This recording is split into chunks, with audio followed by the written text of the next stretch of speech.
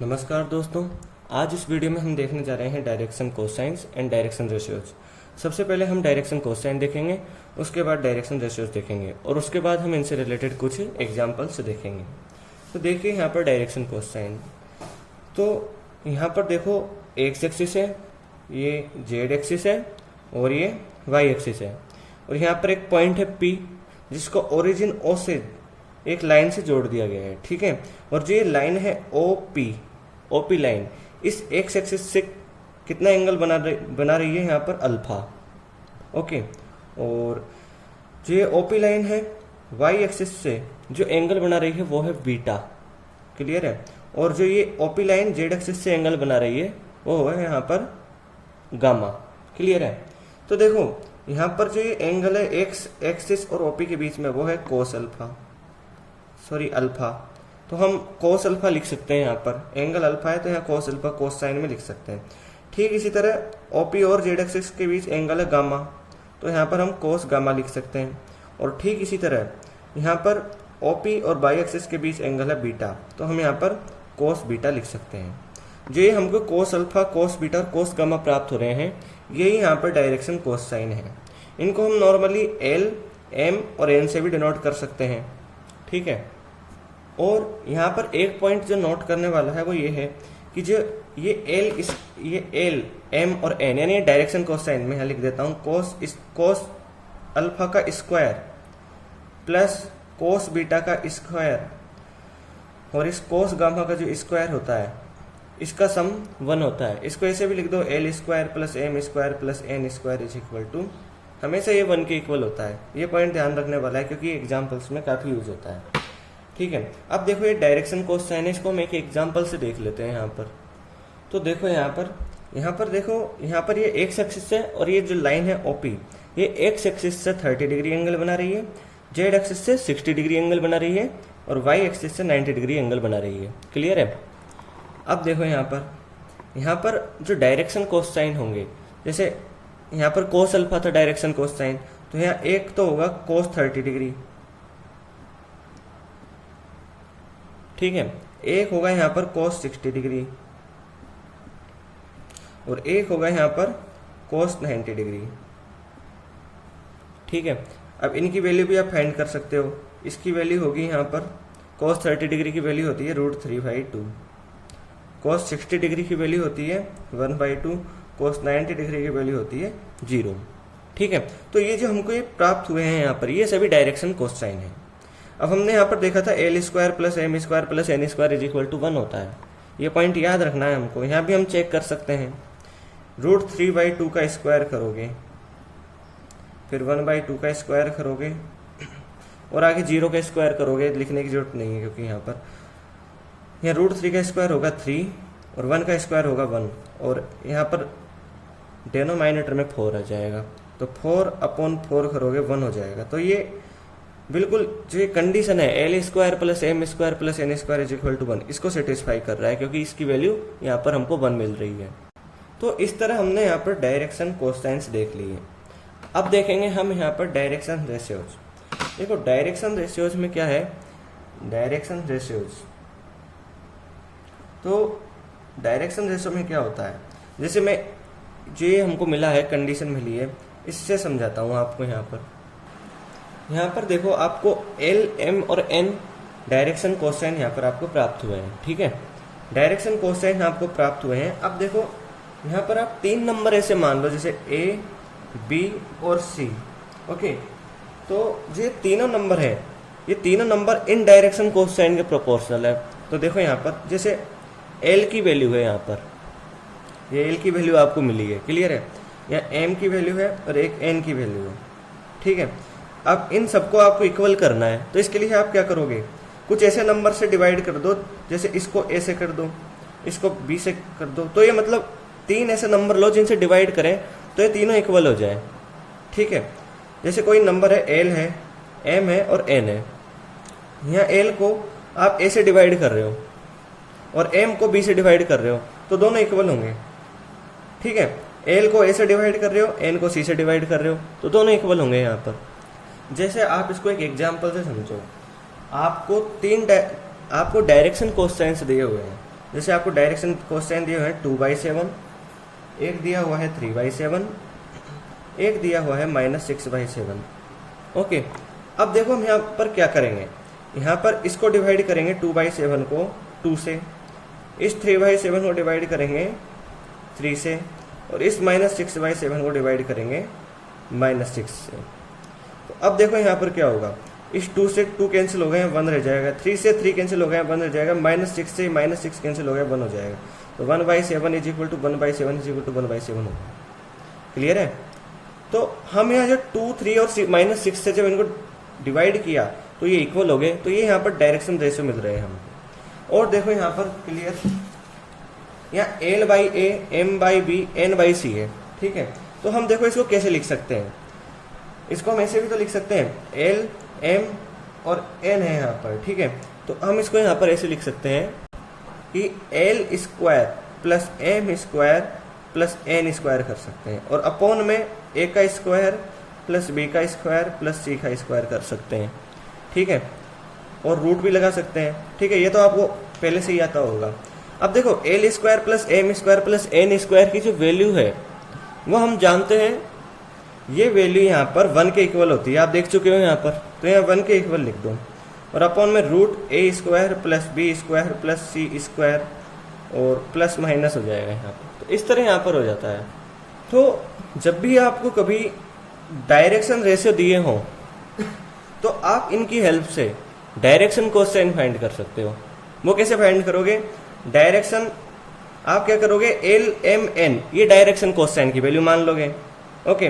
और direction ratio की value आपको दी हुई होगी ABC, तो L के नीचे लिख दोगे A, M के नीचे B और N के नीचे C, ऐसे लिख दोगे। मतलब जो भी वैल्यू दी होगी, जैसे 2, 3, 4, मतलब कुछ भी वैल्यू दी हुई होगी, और इनको फिर इधर भेज दोगे। यहाँ आप ये रूट में A² plus B² plus C² कर दोगे, और ऐसे आप यहाँ पर कर सकते हो। जैसे अभी आप इस एग्जाम्पल से आप समझ लो, आपको यहाँ डायरेक्शन रेशियो दिए हुए हैं 2, 3 एंड -6, ठीक है। तो 2, 3 और -6 आपको डायरेक्शन रेशियो दिए हुए हैं, डायरेक्शन रेशियो आपको दिए हुए हैं, ठीक है। तो आप क्या करोगे, इनकी हेल्प से आप डायरेक्शन कोसाइन फाइंड कर सकते हो। वो कैसे करोगे देख लो, यहाँ L, M और N डायरेक्शन कोसाइन मान लो विथ रेस्पेक्ट टू, ठीक है। रेस्पेक्टिवली ये L, M और N डायरेक्शन कोसाइन आप मान लो। अब क्या करोगे, L के नीचे ये 2 लिखोगे, M के नीचे ये 3 लिखोगे, N के नीचे ये -6 लिखोगे। और क्या करना है आपको, अब 1 लिखना है जैसा हमने यहाँ किया है, और रूट ले लोगे, ठीक है। यहाँ पर आप रूट ले लोगे, फिर आप क्या करोगे, इसका स्क्वायर 2² प्लस 3² प्लस 6², ठीक है। ऐसे हो जाएगा। यहाँ प्लस माइनस लिख देना, प्लस आए माइनस आए, देखो जैसे यहाँ पर आपको मिलता है अभी, जैसे यहाँ पर प्लस माइनस मिलता है आपको, तो इसमें कंफ्यूज होने की बिल्कुल जरूरत नहीं है। जैसे आपको AB लाइन है, तो AB के यदि आप पॉजिटिव ले लेते हो तो BA के आप नेगेटिव ले लोगे। समझ में आ गया? तो देखो अब L की वैल्यू आप फाइंड करोगे, तो इस 2 को उधर भेज दोगे, +-2 अपॉन रूट 2² का होगा 4, 3² का होगा 9, 6² का होगा 36। क्लियर है? +-2 इनको करोगे 8 तो यहाँ 49 होगा, यहाँ पर 49 रूट में, और इसका 7 हो जाएगा, तो 2/7 मिल जाएगा। ऐसे ही M की वैल्यू आपको मिल जाएगी, इस 3 को इधर लेके आओगे तो 3/7 मिल जाएगी +-। क्लियर है? और N की वैल्यू आपको मिल जाएगी यहाँ पर -6 को इधर लेके आओगे तो +-6/7 आपको मिल जाएगी। तो देखो आपको यहाँ पर देखो, यहाँ प्लस माइनस में भी आपको कंफ्यूज होने की जरूरत नहीं है। ध्यान रख लेना कि यहाँ -6 है, ठीक है। आप ऐसे लिख सकते हो चाहो तो -6, कोई फर्क नहीं पड़ता, ब्रैकेट में माइनस बंद करके, ठीक है, क्योंकि इधर -6 है इसलिए। तो अब देखो यहाँ पर आपको जो डायरेक्शन कोसाइन मिल रहे हैं, यहाँ पर मिल रहा है 2/7 +-3/7 -6/7, ठीक इनके ही तो इक्वल है। तो आप डायरेक्शन रेशियो की हेल्प से डायरेक्शन कोसाइन भी फाइंड कर सकते हो। अब देखो यहाँ पर आप 2 कोऑर्डिनेट कार्टेशियन कोऑर्डिनेट दिए हुए हैं, जैसे 2 पॉइंट है A, x1, x2, x3, और एक पॉइंट है B, y1, y2, y3। इसको थोड़ा अलग से लिख रहे थे क्योंकि कंफ्यूजन हो जाएगा। A, x1, y1 और z1, B, x2, by two और Z2, ठीक है, ऐसे लिख लेते हैं।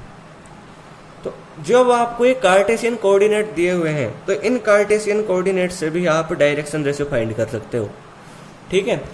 आपको मान लो किसी क्वेश्चन में डायरेक्शन रेशियो फाइंड करने के लिए कहा गया है और डायरेक्शन कोसाइन फाइंड करने के लिए कहा गया है, तो सबसे पहले आप जो ये कार्टेशियन कोऑर्डिनेट दिए हुए हैं इनसे आप डायरेक्शन रेशियो फाइंड कर सकते हो। वो देखो कैसे फाइंड करेंगे। डायरेक्शन रेशियो, जब आपके पास डायरेक्शन रेशियो आ जाएगा तो आप डायरेक्शन कोसाइन भी फाइंड कर सकते हो, ठीक है। मैंने अभी बताया था पिछली स्टेप में ऐसे ही, ठीक है। तो देखो यहाँ पर आप इस ए और बी की जो कोऑर्डिनेट दिए हुए हैं उनसे डायरेक्शन रेशियो कैसे फाइंड करोगे। तो देखो यहाँ ए की वैल्यू आपको दिया हुआ है x1 और x2, तो पहला डायरेक्शन रेशियो कैसे फाइंड करोगे, जैसे x2 माइनस x1 कर दोगे तो ये एक डायरेक्शन रेशियो मिल जाएगा। फिर y2 माइनस y1 कर दोगे, ये दूसरा डायरेक्शन रेशियो मिल जाएगा। तो z2 माइनस z1 कर दोगे तो ये तीसरा आपको डायरेक्शन रेशियो मिल जाएगा। और जब आपने डायरेक्शन रेशियो फाइंड कर लिया तो मैंने जैसे पिछले स्टेप में बताया था आप डायरेक्शन कोसाइन भी फाइंड कर सकते हो। तो जैसे हम यहाँ पर एक एग्जाम्पल ले लेते हैं। यहाँ पर एक पॉइंट है ए जिसके कोऑर्डिनेट है 2, 3, -6, दूसरा है बी जिसके कोऑर्डिनेट है 3, -4, 5। क्लियर है। अब आपको यहाँ पर डायरेक्शन रेशियो फाइंड करना है तो कैसे करोगे, 3 - 2 कर दो, डॉट -4 - 3 कर दो, 5 -6 कर दो। यह सॉल्व करोगे 3 - 2 1 होगा, यहाँ -7 होगा, यहाँ 5 + 6 11 होगा, ठीक है। तो आप इस तरह से यहाँ पर डायरेक्शन रेशियो फाइंड कर सकते हो। और जब आपको ये मिल गया डायरेक्शन रेशियो तो आप डायरेक्शन कोसाइन भी फाइंड कर सकते हो, काफी इजी है। वो भी देख लो यहाँ पर डायरेक्शन कोसाइन, वो भी यहाँ पर देख लो डायरेक्शन कोसाइन कैसे फाइंड करेंगे जब आपको डायरेक्शन रेशियो मिल गया। मैंने बताया था सबसे पहले एल, एम और एन 3 डायरेक्शन कोसाइन मान लो रेस्पेक्टिवली। फिर क्या करना है, इनके अपॉन में 1, इसके अपॉन में -7, इसके अपॉन में 11 लगा देना है और इक्वल कर देना है, ठीक है। अब आगे क्या करना है, देखो l² + m, ऐसे तो आप जानते हो, देखो मैं बता देता हूँ, l² + m² + n² और रूट, यहाँ हम साइन पॉजिटिव ही ले रहे हैं, ठीक है। और अपॉन में भी √1 का स्क्वायर 1, -7 का स्क्वायर 49, 11 का स्क्वायर 121। l² + m² + n² 1 होता है, ये याद रखना है। तो यहाँ पर हम नॉर्मली यहाँ 1 लिख देंगे और अपॉन में इनको ऐड करेंगे तो 171 हमको मिलेगा, √171, ठीक है। और देख लो यहाँ पर ये और बाहर तो नहीं होगा इसमें से, लेकिन ये बाहर नहीं आएगा क्योंकि इसका मल्टीप्लाई होगा 3 × 3, 171 है तो 3, 5, 15 और 2 बचेगा तो और 57, यानी इसको ऐसे लिख सकते हैं 3 × 3 × 90। तो इसको आप ऐसे लिख सकते हो 1√3 × 3 × 19, ठीक है। तो इसको आप ऐसे लिख सकते हो, बाहर आ जाएगा 3√19। तो जो ये वैल्यू है इसको आप 3√19 लिख सकते हो। इधर और क्लियर लिख लेते हैं हम, l/1 m/-7 n/11 = 1/3√19, ऐसे लिखा जा सकता है, ठीक है। अब जब हमको ये वैल्यू मिल गई तो हमको नॉर्मली क्या करना है, इस 1 को इधर भेज देना है। तो l की वैल्यू हमको मिल जाएगी 1/3√19। m की वैल्यू फाइंड करने के लिए इस -7 को इधर भेज देंगे तो -7/3√19, और n की वैल्यू फाइंड करने के लिए इस 11 को इधर भेज देंगे तो 11/3√19 हो जाएगा।